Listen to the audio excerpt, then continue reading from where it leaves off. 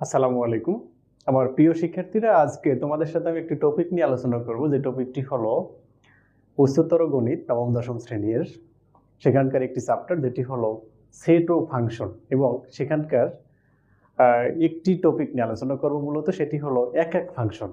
তো এক এক ফাংশনে আমরা যে বিষয়গুলো একটু জানার চেষ্টা করব, সেটি হলো এক এক ফাংশন আসলে কি। দেখো, এক এক ফাংশনটায় দুই তিনটা শব্দ আছে।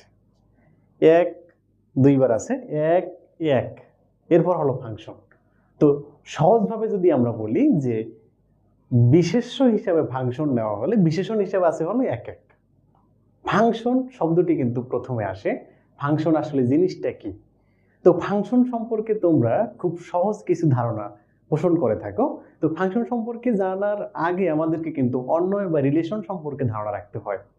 তো রিলেশন বা সম্পর্ক বা অন্বয় শব্দটি অনেক রকম হতে পারে।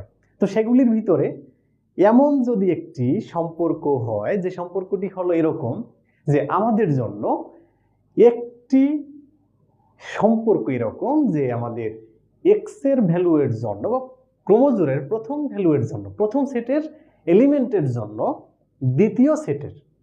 দ্বিতীয় সেটের এলিমেন্টগুলি একটি মাত্র সম্পৃক্ত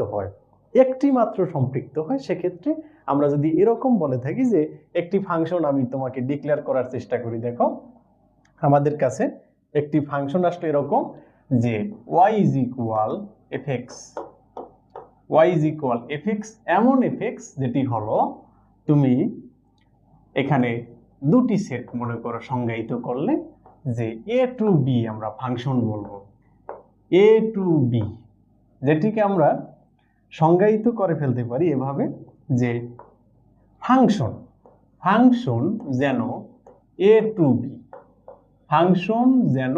বি, অর্থাৎ এ সেট থেকে বি সেটে ফাংশন। দেখো, এ সেট থেকে বি সেটে ফাংশন। তো এলিমেন্টগুলি কেমন দেখো, আমি যদি তোমাকে এখানে বলার চেষ্টা করি